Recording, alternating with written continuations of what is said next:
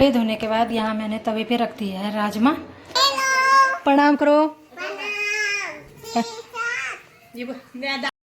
और अब अगला काम जो कर रही हूँ मैं गौरांशी के पैर में लगाने के लिए वो है ये। और अब जो है मैं एक बार इन बटों को अच्छे से धो लेती हूँ। पैर में अभी भी ना वो देखो, पैर में ना उसके अभी भी दर्द है, सूजन कम। आप सभी लोगों को मेरा प्रणाम। मैं रुचि स्वागत करती हूँ आप सभी का आज के एक और नए ब्लॉग में। आज के ब्लॉग की शुरुआत हो रही है सुबह के 8:15 बजे से। और अभी के टाइम पे झाड़ू पोछा करने के बाद, नहाने के बाद मैंने दिया बत्ती भी कर ली है। बाकी अब जो है नाश्ते की तैयारी करते हैं। अभी चाय भी नहीं पी, उठते ही सीधे मेरा काम सबसे पहले झाड़ू पोछे का है। तो अब जो है मैं पहले चाय वाय बना लेती हूँ और नाश्ता बना लेती हूँ, फिर मिलती हूँ आपको। तो आप लोग बने रहिए। और इस तरफ तो मेरी चाय पक रही है और दूसरी तरफ इस तरफ मैं कर रही हूँ चीला बनाने की तैयारी। इसमें मैंने सूजी, बेसन और आटा डाल रखा है, तीनों चीज़ों का मिक्स चीला बना रही हूँ। बाकी इसमें बेसिक मसाले डाल दिए हैं, कश्मीरी पाउडर, हल्दी, धनिया पाउडर, मिक्स मसाला और घर का पिसा हुआ नमक, यानी कि घर का लूण। तो अब चलिए जी फटाफट से मैं इसका भी घोल बना के रख देती हूँ और चाय पीने के बाद फटाफट नाश्ता बना लेती हूँ। और यहाँ करने लग गई हूँ मैं चीला बनाने की तैयारी। और इस वाले पैन में बनाऊंगी चीला। इसमें ना मस्त बनता है, एक तो इसमें चिपकता नहीं। स्पेशली हमने ये चीला बनाने के लिए ला रखा है पैन, मस्त बनता है। इसमें घी की कटोरी भी रख दी मैंने इसमें। तो चलिए जी अपना चीला तैयार हो गया। इसके साथ के लिए अमरूद की चटनी और टोमेटो केचप, साथ में चाय। अब जो है नाश्ते का आनंद लेते हैं, फिर करते हैं आगे की ब्लॉगिंग।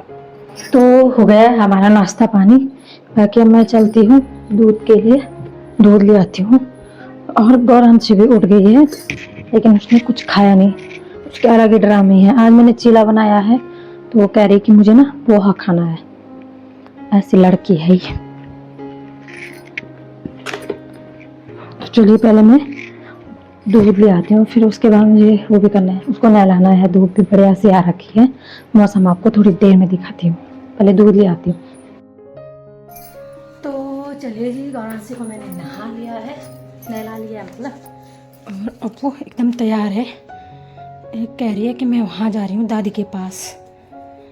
और ऐसे तो उसके बाल नहीं सूखे थे, पर वो लगी हुई थी कि मेरी चुपली बना दे। बट उसके पैर में अभी भी ना वो देखो, पैर में ना उसके अभी भी दर्द है, सूजन कम नहीं हो रही उसके पैर के।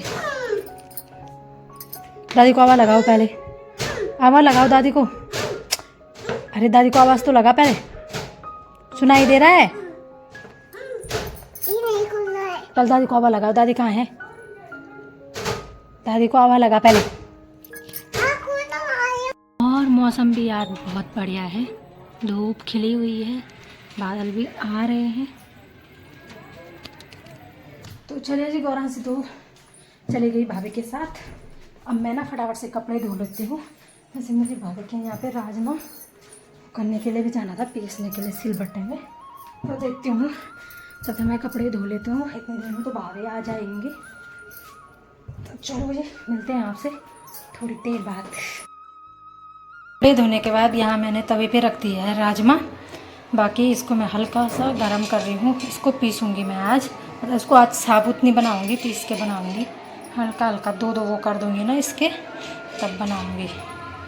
तो मैं इसको तवे पे रख रही हूँ ताकि ये अच्छे से पीस जाए। मतलब आजकल बारिश की वजह से सील गई हैं दालें भी। तो ठंडी करने के लिए मैंने इसको प्लेट में डाल दिया। बाकी आज पहली बार मैं इसको मिक्सर में पीसूँगी। आज से पहले मैंने कभी नहीं पीसा मिक्सर में, यानी कि सिलबट्टे में ही पीसा। तो देखती हूँ ये मिक्सर में पीसेगा नहीं पीसेगा, कहीं ज़्यादा बारीक ना हो जाए यार, ज़्यादा बारीक वाले में भी स्वाद नहीं आएगा। तो इसको पीस लिया मैंने। बाकी ये कुछ ज़्यादा ही बारीक पीस गया यार, इसे खाली ऐसे होना था, मतलब दो वो करने थे इसके।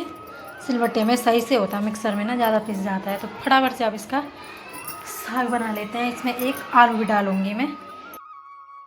तो मसाला पकने के बाद मैंने इसमें आलू डाल दिया है। बाकी अब दाल को भी डाल देती हूँ। गिर गई। तो ये देखिए मैंने दाल और आलू को डाल दिया है। बाकी अब जो इसको अच्छे से मसाले के साथ मिला के थोड़ी देर ऐसे ही भुनने देते हैं कुकर का ढक्कन लगा के।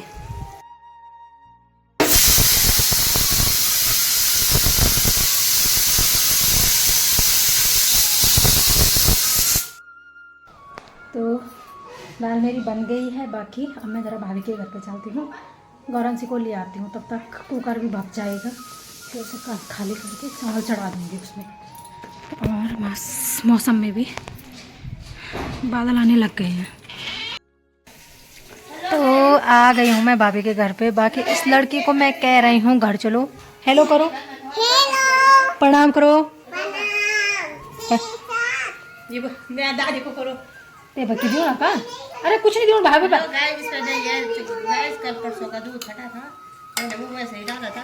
और यहाँ भाभी दे रही है दही। मैंने हमारी कटोरी है भाभी और के यहाँ पे खाली कटोरी। अरे बस वे क्या भाभी यहाँ रख रही हैं, साथ साथ भाभी खाना बना रही हैं। मिर्च नहीं लाए हमारे लिए? ना ना वे क्या परोड़ दे, मैं तो अचार बनाना चाहिए। 10-15 तार सच्चे टूटी रो बिटिंदा जब नहीं मेरे ये फैन मेरे तब मैं कन के कौन होता वो दादी आ जाओ तब हम दुकान में। चलो फिर घर चलते हैं। हाँ तो जब नीचे तो फ्लोर याद आ रहे हैं हमें यही था होने चाहिए। क्यों खोली वो चुटिया? चुटिया क्यों खोली है? ये देखो आज तीन आदमी थी तुम फुल कुकर बनाए 3 आदमी होते। तो टाइम हो गया दिन के लंच का। बाकी ये देखिए आलू तो ऐसे घुट गया है दाल के साथ, पता ही नहीं चल रहा है आलू का कोई कोई दिख रहा है, क्योंकि सिलबट्टे में पीसती तो दाल भी थोड़ी खड़ी खड़ी सी रहती तब सही लगती। मिक्सर में पीसने के बाद वो एकदम पूरी वो हो गई चौसा जैसा बन गया उसका। अभी टाइम शाम के 6 बज गया। बाकी दिन में खाना खाने के बाद मैंने ब्लॉग नहीं बनाया, सोई भी नहीं, उठी रही, फ़ोन में ही लगी हुई थी। और अब चलते हैं छत में। बाकी मौसम भी बाहर ना बादल लग गए हैं, अंधेरा सा हो गया है, यानी कि बारिश का हो गया है। तो देखते हैं कैसे कैसे मौसम रहता है। अभी चलते हैं ऊपर छत में। इसको मैंने उठा दिया है, नहीं तो ये रात में तब सोती नहीं है। 7 बजे तक सो रही है, फिर रात में हमारा जीना आराम कर रही है। फिर जाते अभी चलो। अभी टाइम रात के 9 बज गया है। छत से आने के बाद चाय वाय बनाई और फटाफट से अपना खाना बनाया। बाकी अपने रात की थाली भी तैयार हो गई है। आज मैंने बनाई कद्दू की सब्ज़ी, इसके साथ के लिए चटनी। आप लोग सोच रहे होंगे कद्दू कितना बनाते हैं, लेकिन कद्दू हमें बहुत पसंद है। रोटी है और दिन की दाल थी, तो इसलिए मैंने कद्दू की सब्ज़ी बनाई। मतलब सूखी सूखी की दाल भी है ही, तो ज़्यादा क्या ही वो करना।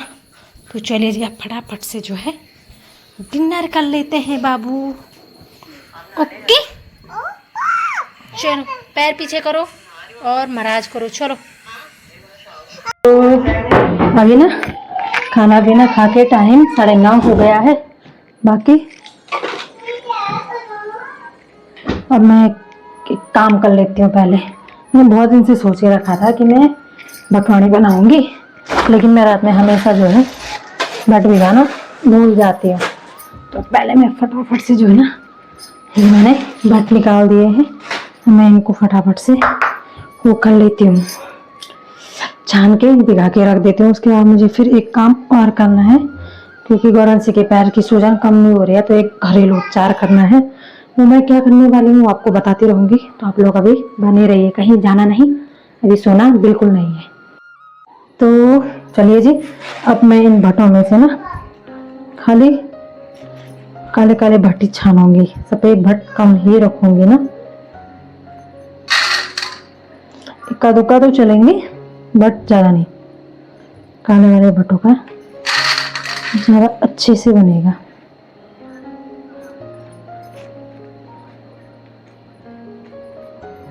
ऐसे छानने में मुझे टाइम ज़्यादा लग जाएगा, पर क्या करें, करना तो पड़ेगा ही। आज तो मैं अपने दिमाग में बस सेट करके रखी थी ये बात कि मुझे भट को भिगाना है। भट इसको गढ़वाली में बोलते हैं पहाड़ी भाषा में, और हिंदी में बोले तो ये है काले वाले सोयाबीन, और ये बहुत हेल्दी होते हैं हमारे लिए। स्वाद भी इनमें बड़ा गजब का आता है। सिलबट्टा तो है नहीं मेरे पास, तो देखती हूँ कल मिक्सर में पीसूंगी। मिक्सर का स्वाद नहीं आता यार, एक तो मिक्सर में क्या होता है ना, लाइट की वजह से जल जाता है, बारीक तो पीस जाता है, एकदम से मेहनत नहीं करनी पड़ती, पर मिक्सर में वो हो जाता, जल जाता है। तो देखती हूँ भाभी, क्या पता भाभी के यहाँ सिलवट्टे में जाऊँ पीसने के लिए ना, जैसे भी होगा आपको कल वाले वीडियो में पता चल जाएगा। उसके लिए आपको मेरा अगला ब्लॉग भी देखना पड़ेगा।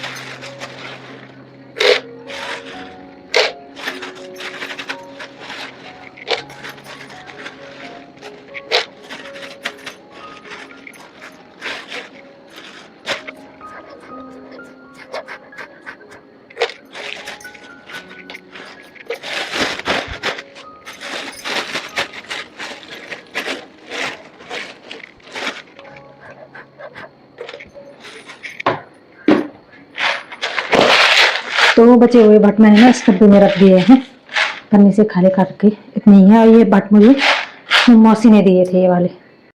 और अब अगला काम जो कर रही हूँ मैं गौरांशी के पैर में लगाने के लिए, वो है ये आटा, और इसमें ना हल्दी है, घर की हल्दी। तो ये भाभी ने दी है सामने से, जहाँ मैं जाती हूँ सिलवट्टे के लिए, उन्होंने दी हल्दी। आपने देखा होगा पिछले वाले ब्लॉग में, उन्होंने अपने खेत में हल्दी लगा रखी। तो ये कच्ची हल्दी है, तो वो उसके पैर में सूजन अभी कम नहीं हो रही है, और दर्द भी हो रहा है ना, वो ढंग से चल नहीं रही है सही से। तो वो भाभी ने बोला कि एक बार ना इसे आटे में वो करके लगा, गोल बना के, और कपड़ा बांध देना उसके पैर में, कि अगर मोच वोच होगी तो इससे सही हो जाएगी। ये घरेलू उपाय है पहले के लोग का। मैं कहा चलो ठीक है, एक बार इसे भी ट्राई करके देख लेते हैं, अगर इससे सही हो जाता है तो अच्छी बात है ना। अभी देखती हूँ मैं, मुझे लग रहा है मैंने ये ज़्यादा पानी डाल दिया इसमें। इसमें लेप टाइप का बनाना है ना, ज़्यादा पतला नहीं करना है। तो चलो सही हो गया, ये ज़्यादा पतला भी नहीं हुआ और गाढ़ा भी नहीं हुआ।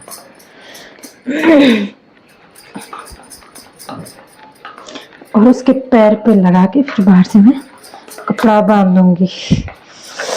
देखती हूँ, वैसे तो उसके सोने का इंतजार करना पड़ेगा, क्योंकि जब तक वो उठी रहेगी ना, कपड़ा बांधेंगे, वो अभी पूरे बिस्तरों पे लगा देगी, इसको सारा बिस्तर खराब कर देगी वो।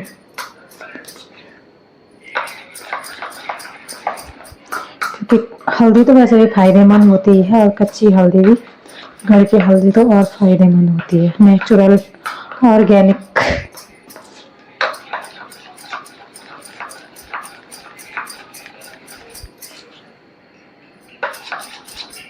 इसे मैं थोड़ी देर तक ऐसे ही रख लेती हूँ। तो आज के ब्लॉग को भी इतना ही रखते हैं। आपको आज की वीडियो मेरी कैसी लगी आप मुझे कमेंट बॉक्स में ज़रूर बताना। मैं मिलती हूँ आपको एक और नई शुरुआत के साथ, तब तक के लिए बाय बाय। और वीडियो पसंद आए तो वीडियो को लाइक शेयर सब्सक्राइब कमेंट करना बिल्कुल ना भूलें। Bye bye.